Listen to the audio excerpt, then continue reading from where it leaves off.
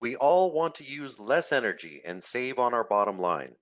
And while we may be able to reduce our energy bills through curtailment, it's not always an option, which leads us to consider energy storage or generators to address our load.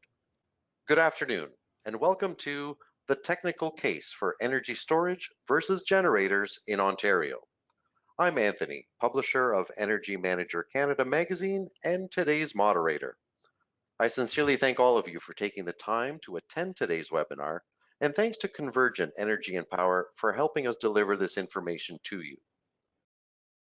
While generators are generally cheaper, our panelists will discuss the many reasons why energy storage can, in the long run, provide greater overall value when taking into account all technical considerations, especially in Ontario.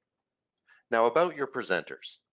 Robin Gray is responsible for the development, design, construction and operation, of Convergent's fully integrated energy storage assets, including permitting and interconnection coordination, as well as all aspects of on-site construction oversight and ongoing maintenance requirements. Toby Tektinsky develops behind-the-meter projects with commercial and industrial clients. He possesses 15 years of experience in project development, environmental policy and markets, and B2B sales and consulting. Take it away, gentlemen. Thank you, Anthony. This is Toby Tektinsky. You should be able to tell us apart by our accents, right, Robin? Absolutely. Well, thank you all for joining us for this webinar. Before we dive into the content, just want to do a brief intro on Convergent Energy and Power. We provide energy storage solutions for facilities that cannot curtail. And when it comes to behind-the-meter energy storage in Ontario, Convergent has financed, built, owns, and operates 80% of the online storage market in the province. Convergent was the first company to develop an energy storage system to reduce global adjustment charges, and more on that to come. And we won the Energy Storage North America Award for developing the biggest behind-the-meter battery energy storage system in North America at 10 megawatts, 20 megawatt hours. Okay, so let's dive into the webinar. So today we're going to be covering first just the economic context. This is essentially the problem statement, what's driving large electricity consumers to consider generators versus energy storage. And then we're going to dive right into the pros and cons of those two solutions. And then after that, we will talk briefly about a real-life case study, a project that we own and operate. And then we'll conclude and provide folks an opportunity to ask questions about what we go over and discuss. So without further ado, let's get started. So, Robin, I've spent the last 20 years working with commercial industrial companies in some form or another. And about 4 years ago, I started working in Ontario, and I've had the good fortune to visit a ton of different industrial and manufacturing facilities, ranging from plastic extrusion companies in the GTA to large petrochemical refineries in Sarnia and everything in between, as well as to the vast north. Guess what they all have in common? They all have issues reducing that load. That's right. And more specifically, they use electricity, all of them. So if you work for a commercial industrial facility in Ontario, or you provide services to that sector and you're listening in on this webinar, odds are that you're painfully familiar with the problem that we are looking to solve through the use of generators or energy storage systems, and that is the high cost of electricity in the province. And a recent report only confirms what you already know, and that's the Fraser Institute has found that large electricity users in Ontario are paying 65% more than large consumers in the rest of Canada. The Fraser Institute, by the way, is an independent, nonpartisan Canadian policy think tank. And the report also found that large users of electricity in Ontario are paying 10% more this year than they did last year. We've talked with a ton of energy managers in Ontario, and energy costs are a significant concern for all of them. Okay, before we move forward, it would be helpful to hear from you all in the audience. So if you wouldn't mind responding to two poll questions that Anthony is going to bring up for you. And the first question is, do you represent a Class A facility? Yes or no? And then the second question is, have you considered using energy storage to help manage your load.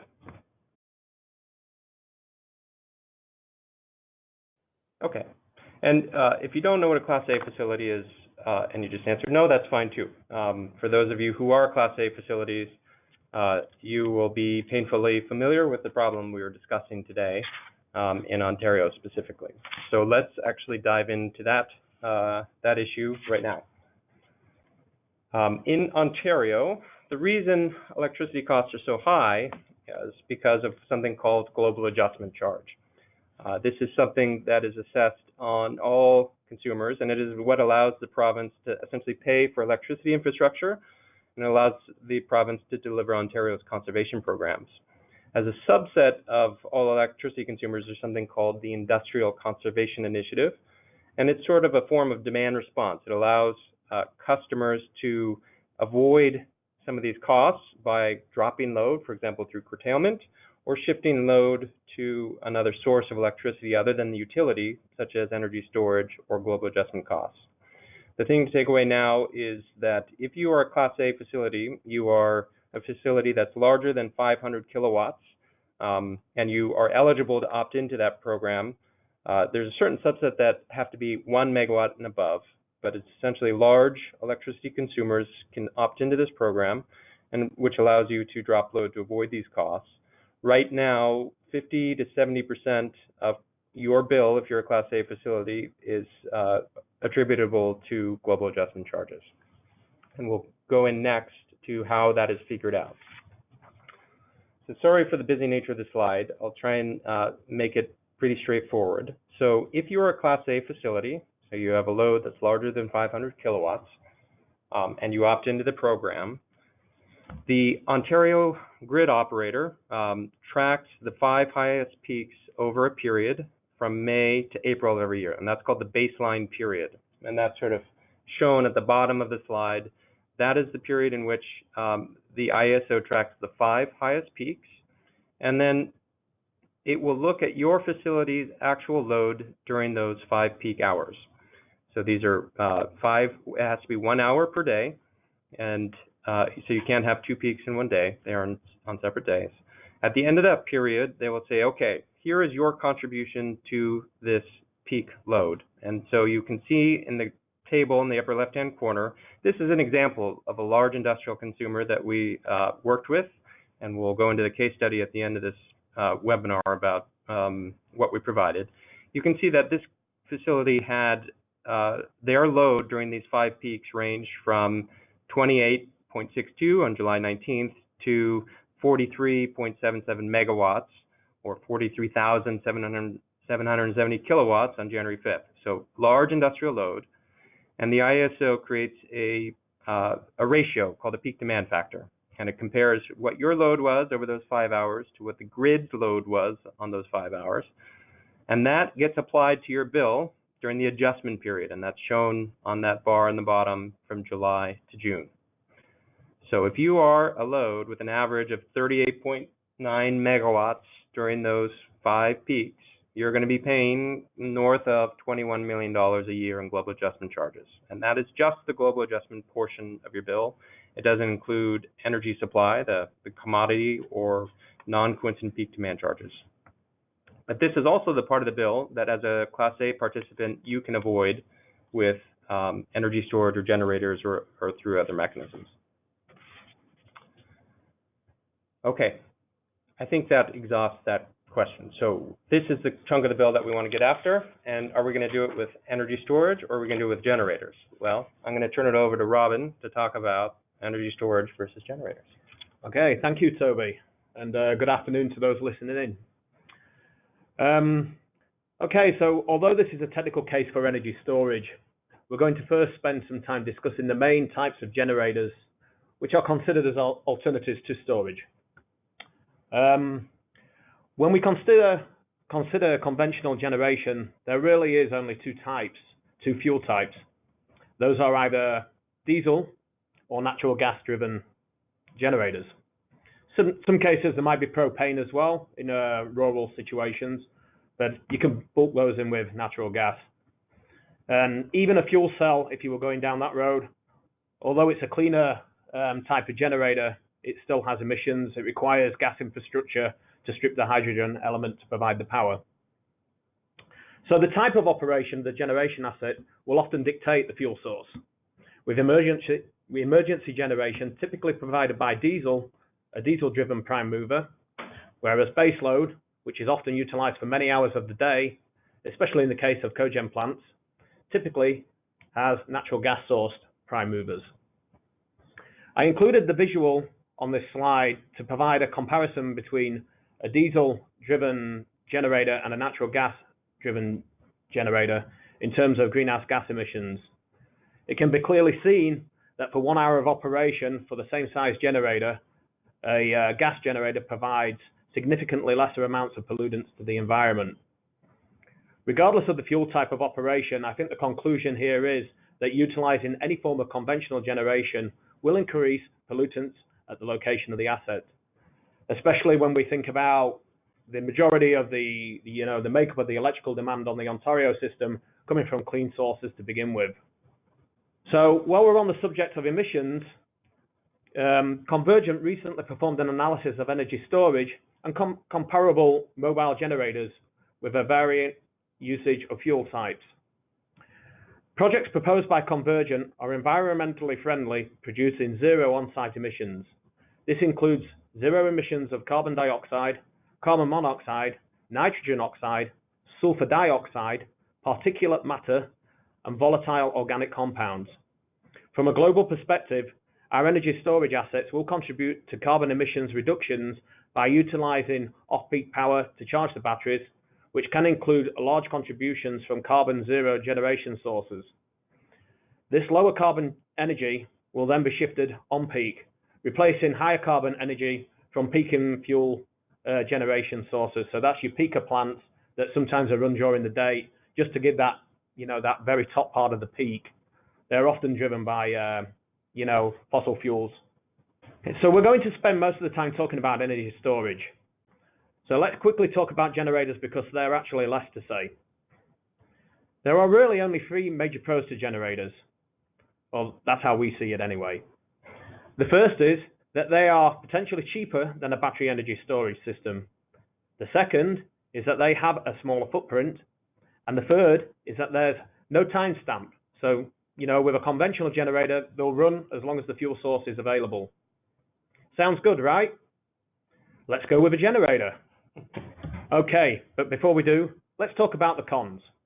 While I was employed at Con Edison, I connected a lot of generators, a topic I'm very familiar with. So let's dig into the cons of the generators. There really are many reasons why generators are not always the clear choice, and sometimes are simply not the right choice for a facility. A standard generator running in parallel with a utility is going to be more difficult to connect compared to an energy storage asset. Generators come into their own with cogen, combined heat and power. But when you do that, it is sized for the water capacity, not the electrical capacity. So you won't have enough power to affect the global adjustment charge, as this tends to be baseload generation. Generators can take up several minutes or more to get up to full power, whereas energy storage is pretty much instantaneous. Also, Honey does view storage as embedded generation. But during 2019, Honey changed how they consider its operation. This being very different to generation. Basically, if a facility is serviced by a utility feeder with thermal constraints, then a conventional generator is unlikely to be permitted due to the operating attributes of that generator. But energy storage is really seen more as a demand response asset, and it's now not said to affect the thermal limitations of those feeders. Another issue with generators is you do need gas, right? If you're running a gas generator. In often cases, that will be high pressure gas. And this can be more expensive, especially if you have to build out a high pressure gas infrastructure to service that generator. One more issue is that generators tend to be noisy. They can range anywhere from 60 to 120 decibels in noise, with 120 decibels being almost as loud as a jet engine. They can also be harder to permit. Not only do you have the noise and the emissions issues, you also now have a fuel source that you have to have on the location. Now this could be, in the case of a diesel generator, a very large diesel tank. Gas also, you're bringing in gas infrastructure. Again, more permits are going to be required for that. Then we've got to think about the effect on the actual facility that you connect in that generator. Rotating machines will generate significantly more fault current than an energy storage inverter-based system. Facilities are already built to certain characteristics and ratings on their primary switchgear. Adding a generator to that primary switchgear, if the fault current limitations are surpassed, then you're looking at an expensive upgrade just to connect that generator. And then you've also got to think about the upstream relay protection and the fault clearing times. A generator will provide fault current to a fault for significantly longer than an inverter will. That means that you've got to have relay protection available to trip that generator offline if a fault does happen. Another issue is you will need somebody on site to run that generator, often 24/7, especially in the case of a cogen plant. Every plant has a generator has a whole maintenance staff looking after it. Generators will need oil changes. They will need filters changed. They will, have to be run. In the case of an emergency generator, for example, you often have to run those on a weekly or monthly basis into a load bank to check that it's operating correctly. The battery itself actually can be, operated remotely, so you really don't have that staff available on site. We've spoken about the greater emissions previously, but you are going to put pollutants in the location of that generator, which you will not have with a battery. And then finally, we will be looking at, a 10 to 15 year lifespan with a generator, because it could be running 24/7. And between that 10 to 15 year time frame, it will need a complete overhaul, just like a car engine would. Okay, now let's start with the cons of energy storage, because there are fewer cons than pros here. Really, the only con when it comes to energy storage is that it could be more expensive than a generator, and it also has a larger footprint. But notice I said it could be more expensive, because there are situations where it won't be, and depending on the particulars of your business, cost is not always the only consideration when it comes to energy load management. With that said, I'd like to talk about the benefits of energy storage, because as you will see, there are quite a few. By this point, you might be thinking, there have to be some big pros to energy storage, or why else would you guys be doing this? Well, there are quite a few, and I'm going to walk you through them. So the first, the effect on the facility will be fairly minimal. As we said with rotating machines, they generate a lot of fault current. They're difficult to interconnect at the customer's location. With an energy storage asset, they're pretty benign. The fault current levels are very, very low, only like 1 to 2 times its maximum full load current. And they can be connected with ease in a very quick manner. The interconnection process with any embedded generation is going to be a challenge. It doesn't matter if it's a generator, if it's an energy storage asset, a fuel cell, any type of distributed generation is going to be, it's going to be a challenge. The interconnection process for a battery, especially the larger batteries, we have found that, we can often use what they call the expedited process, which is typically the interconnection timeframes are often reduced significantly doing this expedited timeframe. And this is largely because, the battery inverter systems do not present the same characteristics to the hydro grid that a rotating machine would. As we said previously, the energy storage system can be operated remotely. There's no need to have staff on site to look after this. Its dispatch can be done from any location that has internet connection. It's also an instantaneous source of power. There is no long ramp-up time with a energy storage asset. It's almost instantaneous with its power electronics, whereas a rotating machine can take several minutes to get up to full speed or full power output. We've spoken about the emissions already. It goes without saying there's obviously no emissions because your primary fuel source is the energy coming into the plant, the electricity usage. So you're not generating any emissions on the actual project location. And yes, there's less maintenance. there's really no moving parts with an energy storage system. There's a little bit of HVAC, which needs to be looked at on an annual basis, and the typical electrical checks that you would do with any electrical infrastructure. But other than that, there's no rotating parts, so there's very little maintenance to carry out on an energy storage asset. Another item that we kind of like look into on our assets is that we believe it's much easier to address load growth with an energy storage asset. I mean, you can just add batteries to the energy storage system to provide both longer run times and a larger nameplate.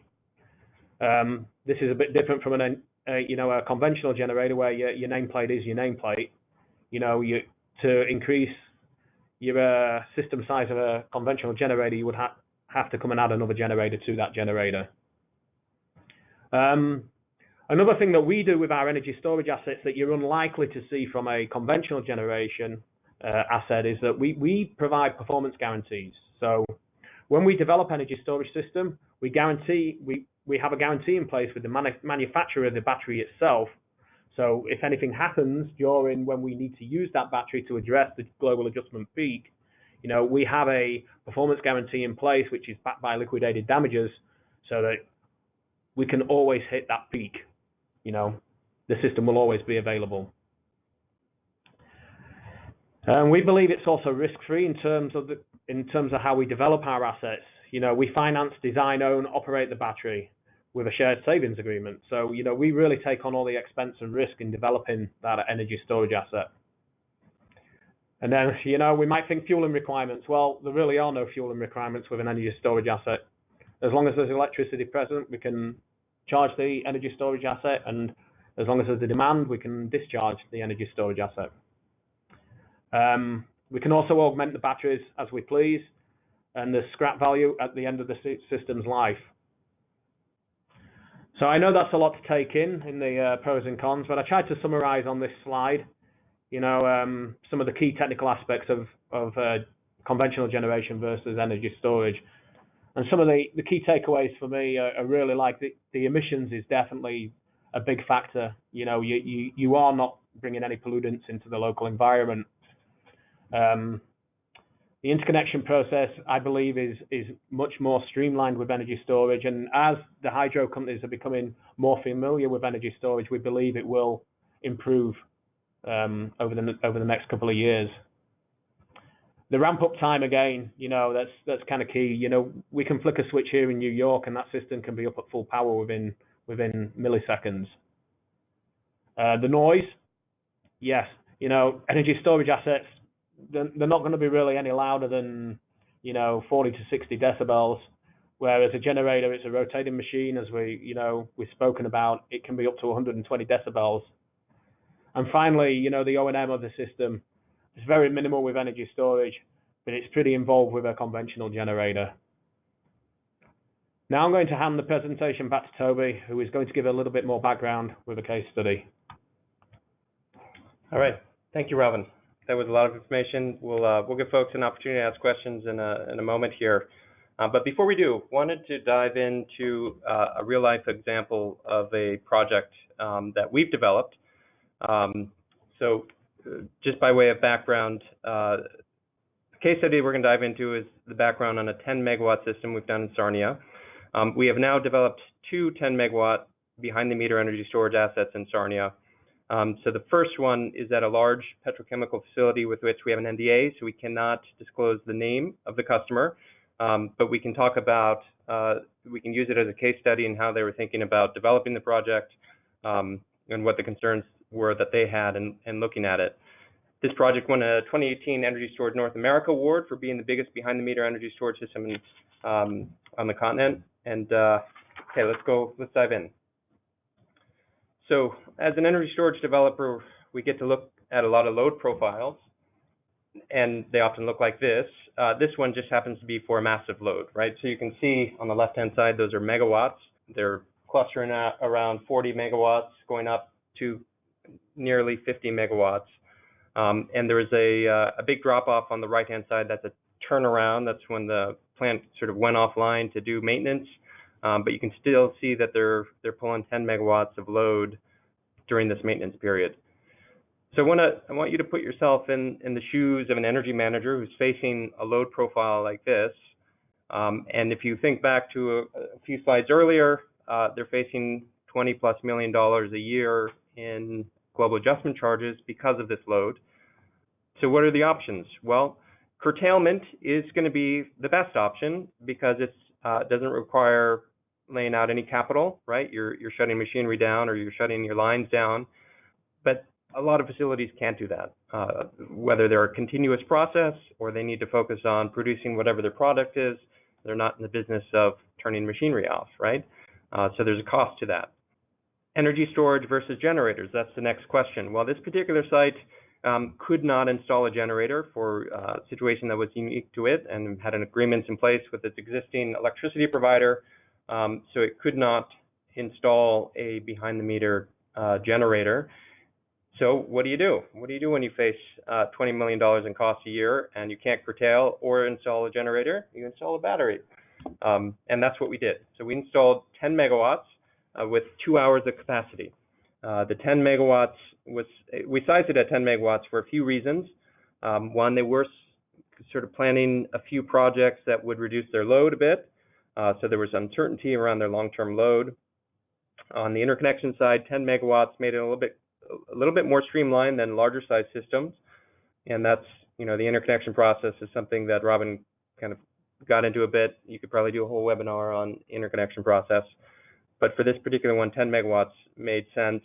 And you could see that they still have 10 megawatts of load during the turnaround and throughout the year. So it was kind of the right size for this particular facility. So going to the next page, you can see what a 10 megawatt, 20 megawatt hour system looks like. A little bit of background about how we offered this. Now, the customer is not paying for this out of pocket. We are offering energy storage as a service where we own and operate the system on their behalf. Once we operate it and deliver value to them in terms of savings on global adjustment, and then we earn a share of that value. A few characteristics of the system. You can see there are 6 containers. Those are containers filled with LG Chem lithium-ion battery modules. They are the temperature is moderated by the HVAC system, so they're kept at a constant temperature. You can see those on the back of the container. And then on the other side of those containers are inverters and transformers, which tie into the main substation, which is sort of that beige building behind these containers. There are about 1,734 modules across all the containers. They deliver at about a nominal voltage of 1,000 volts DC before they hit the inverter. They are interconnected for at the primary switchgear of the customer's electrical distribution system at 13.8 kV. And you can see that the weight of these of one enclosure is about 130,000 pounds. So these things are heavy. The site itself is, there's not a lot that goes into the construction of it in terms of building buildings. We're pulling back the top layer of dirt. We're putting in a grounding grid, laying all the conduit and the piers, and installing the containers on those. So it's the construction process of this is actually relatively quick. Out of a 9-month sort of build time, 2 to 3 months of that is spent on the ground, actually installing those containers.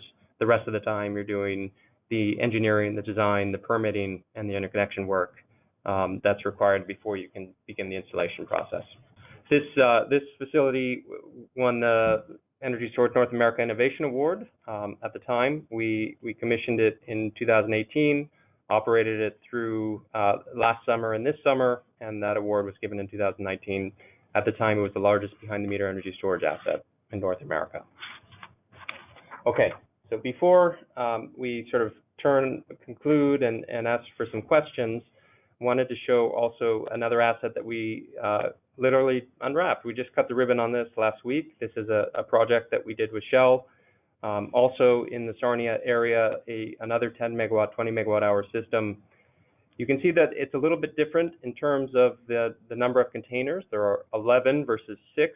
And this represents sort of the change in chemistry of the battery. It's still lithium ion, a different type of lithium ion battery that requires a few more containers to install but otherwise a similar setup with the inverters, transformers, and switchgear there, and then it ties into the primary switchgear of the facility at 27.6 kV versus the 13.8 for the other one. And then one more view of it to give you a sense of the scale. These are massive electricity consumers, obviously, with significant GA costs, and in both cases, for all of the pros that Robin laid out in terms of why batteries, these made sense here, and this is why our customers went with energy storage at these sites. Obviously, you've got a choice to make when it comes to reducing your demand charges and your GA charges if you're not able to curtail. Even if you are able to curtail, many companies cannot curtail the full amount of their load, and so there are situations where the remaining load can be addressed with energy storage or generators. So as Robin pointed out, generators can potentially be cheaper and will almost certainly have a smaller footprint. That's sort of megawatts produced in a square foot of area required on your land. But energy storage might be more cost effective over the long run, will certainly have a more minimal effect on your facility, will be easier to interconnect, and definitely easier to maintain and monitor and dispatch, that is, turn it on and off as much as we need to hit those peaks. And that's something that we do remotely, by the way, and Convergent handles that. These systems have lower emissions, which is very important to many companies that are looking to decarbonize and looking forward toward a low carbon future. And energy storage requires less maintenance and is quick to ramp up. Without further ado, I will now conclude and turn it over to Anthony to solicit questions. If there are questions for our Robin or myself, please enter them in the chat window, and we'll try our best to answer them. All right, very good. Thank you, Toby. So gentlemen, you talked about the types of generators. I remember early on there was the discussion of natural gas, diesel, and in some very rare instances, propane. But what are the types of energy storage outside this battery LG Chem one that we saw? Yeah, that's a great question. So the LG Chem battery is a NMC type of battery, nickel manganese cobalt. The beauty of that battery is that it's very energy dense, and obviously that means that the energy storage asset itself has a smaller footprint. One issue with NMC is that at this present time it's much more difficult to procure as it pertains to iron phosphate, which is the other type of lithium-ion batteries that are available right now. And that's one of the reasons why we used iron phosphate at the Shell facility as opposed to the initial one, which was an NMC type of battery. They both perform very, very similar, but as I said before, the iron phosphate isn't as energy dense. It has a larger footprint, but other than that, the only other probably key characteristic is that it's a more stable type of battery. Not that it should throw up any red flags or anything, because NMC is used everywhere. That's what they use in car batteries and everything else. But the iron phosphate is generally considered a very stable type of battery. So there hasn't been, to my knowledge, any cases of battery fires, thermal runaway with the iron phosphate types of batteries. They typically tend to be more on the NMC side. Other types of energy storage outside of the lithium-ion family, you've got flywheel energy storage, which is not really used for GA because it's very short duration. It's more used for, frequency regulation, so for ancillary services for the grid to support grid functions. There are also compressed air batteries. Again, they work very similar to a rotating machine, except that it's a gas that's driving a turbine as opposed to a prime mover. And then there's also flow batteries as well. They're still pretty much in their infancy. I mean, there are a few flow batteries out there that are available right now, but a lot of the manufacturers that we deal with have taken their products and have kind of redesigned them. And a good example of that is Lockheed Martin with the SunCat system. They had a press release this week, I believe, about their flow battery, and that's going to be commercially available in the next couple of years. But again, the issue with flow batteries is that you need a large container to store the electrolyte, and that can also bring up environmental issues, especially in certain areas in Ontario where you have wellhead locations. Typically you have to do a whole hazard analysis of all the materials that you're bringing into site, and I don't know how they would consider a flow battery, and certainly they would probably ask for some sort of a containment with that system. So it really does make sense for people to take the time to do their homework and talk to experts in the field to figure out all these different chemistries and where the technologies are at. So thank you for that.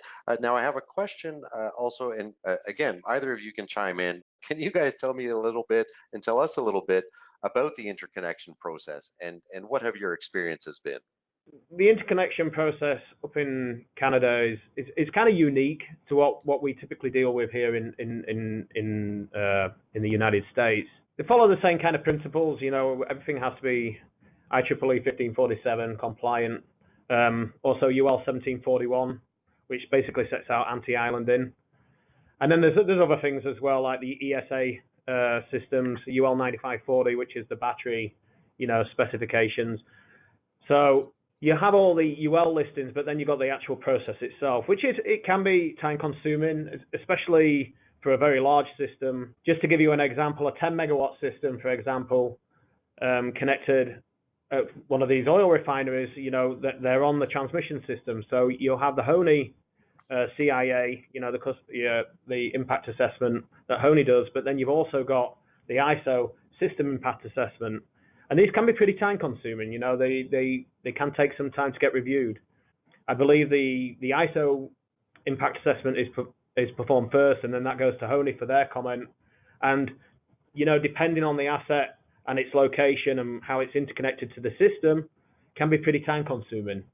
But, it's worth it at the end of the day. The rules are there for a reason. And, we hope that the times associated with these reviews can be improved over the next couple of years. And I believe there is an effort within Hydro One to do that with an updated TIR, which we hope is going to be released over the next couple of years to address energy storage specifically. The other issue that we also have to think about is that energy storage is also in its infancy right now, or still relatively in its infancy. So we were kind of like first market movers. So we were dealing with things with the utility for the first time, and they were dealing with things for the first time. So, things generally took a lot longer at the outset. We believe that a lot of the issues that we brought up will help other developers, because we've kind of like set the roadmap there. So to sum up, it can be pretty much, 6 months to 9 months, 3 months if it's expedited. So something like this is not just taken lightly. You do need to build it some time. Moving on to another question. Earlier on at the start of the presentation, we were talking about different environmental effects with the diesel, natural gas gensets, versus energy storage plants. And so a question is now, do the batteries or the components, what sort of impact would they have on the environment? How are they basically decommissioned, if you will, once the energy storage system has reached end of life? Yeah, that's a great question, and it's coming up a lot here in New York State. To get the New York incentives on some of the projects that are available here, you have to have, a very thorough decommissioning plan for those battery assets. I don't know how other companies do it, but the way that Convergent deals with this is we enter into an agreement. I think I mentioned this during the presentation with our energy storage providers, and whether that's General Electric or IHI or Lockheed Martin. We push on the onerous task of decommissioning the actual battery cells themselves onto the provider of the technology. They're the best people to do that job. There are chemicals in there that are dangerous, so they have to be handled in the correct way. But there's also energy, materials within those batteries that are worth a lot of money, upon decommissioning. So it makes sense for us to do it that way, because that mitigates our risk, and it gives us a service that we have that can really, we can feel comfortable in knowing that, the General Electrics of the world and the Lockheed Martins of the world can deal with this stuff effectively. I would also add that the balance of plant components like transformers have much longer life, and the containers for these have a very long lifespan beyond sort of a 10-year window. And so there will be the ability to redeploy these components for use on other sites. Yeah, and just finalizing on that, when we enter into these contracts, typically we do a 10-year contract term. At the end of that 10-year term, we will take, if the customer does not want to renegotiate another 10-year term or whatever the term would be, we will take away the asset and we will put the area where the asset was back to its former state. So we will remove all the cables in the ground, all the concrete infrastructure that the equipment sits on, any fencing, any grounding, and the equipment itself. So the end customer does not have to worry about that. Very good. Now, I know it's been touched upon several times throughout the presentation, but perhaps you guys can go into just a little bit more without getting too detailed, but a little bit more detailed as to how the commercial arrangement looks like for one of these projects. Yeah, sure. So the way it works is we enter into a long-term contract that's modeled after a power purchase agreement, except that here we are providing a service with the energy storage system, and our customer is committing to sharing the value that we create with them over the long term, over the contract life. So we finance, own, and operate these systems. We put in 100% of the capital, we do all the design work, and we work with systems to provide the systems and install it. And then we operate it to deliver value, and then we have an agreed upon share of that value that we recover as we deliver the value. So it's 100% performance based. And then as Robin said, that at the end of that 10-year period, there's an option to extend it if GA is still around and there's still a business case to do it. We can swap out any battery modules that we need to refresh the system and keep it going for another X period of life, and then we'd continue operating it. Can you give us a more succinct timeline, insofar as that's possible, for an energy storage project, and perhaps use one of your case studies as an example? The starting gun for our process is really the signature of the energy storage contract, and then the first month or so we are doing we're doing engineering studies to evaluate how it will impact the facility that we're interconnecting to, and we're putting together the package that will be submitted as part of the interconnection process to the utility. Once that gets submitted to the utility has 60 business days to respond, and the utility will not start that clock until they're certain they've received all the information. So if there's any outstanding questions or they need additional information, they will get that back to us, and we'll have to answer those before that 60-day clock starts. Once they say yes, you can interconnect, we have to do X, Y, and Z to interconnect it, we can go ahead and order our large sort of lead time items, and that's the energy storage modules and containers. Sometimes the transformers are long lead time, switchgear is long lead time. Those are 4 to 5 month order time frames. Yeah, I mean, just interrupting there, but a recent project that we're working on right now, we're interconnecting at 44 kV. We're purchasing a very large transformer, 5.5 MVA, and the lead times we're seeing at the moment for that type of equipment are around 6 months. So it's highly dependent on the components that we're going to use at the site. Sometimes they're off-the-shelf equipment, right, when there's very little lead time, and other times there's very long lead times. The next stage really is the construction, and you mobilize on the site. Say if we want to get it online in beginning of June, you're mobilizing in March. As you start doing earthwork in April, things start to arrive on site end of April. We're doing containers and all the conduit runs and connections. All of that takes a couple months to June, right? So that's essentially the timeline for getting these systems up running. Yeah, I think I think it's important to emphasize that these projects, they don't happen quickly. There's a lot of I's to dot and T's to cross. So you can do it fairly quick, but a worst case scenario, if it has to go for several utility reviews, if it's being reviewed by the ISO as well, or if there's 2 utilities, you have a local distribution company and then HONI as well that it has to be reviewed by, that obviously adds time to the timeline. So it can take 6 months to a year for the whole cycle from feasibility to commissioning. Yeah, and that's why it's important to work with companies that have the experience doing it, and I've worked with all the different utilities to get these systems interconnected. Yeah, I mean, we have some great, relationships now with the hydro facility companies, and we've done well with these assets so far. We've managed to execute like several large contracts, and I believe that we really understand the process. Very good. Thank you. Thank you. And still, for 1 year, for putting together something worthwhile that's going to help you combat global adjustment, I think is definitely worth looking into. Anyway, we're coming up on the 1 hour mark. So up there on screen, you'll have Robin's contact information, Toby's contact information. I know there were some more questions that came in. I'm sorry that we couldn't get to all of them.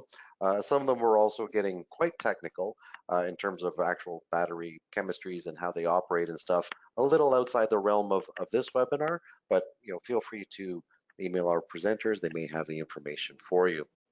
And with that, I thank all of you. I thank our presenters again, and I thank all of you for attending. I wish all of you a very excellent day. Thanks for coming.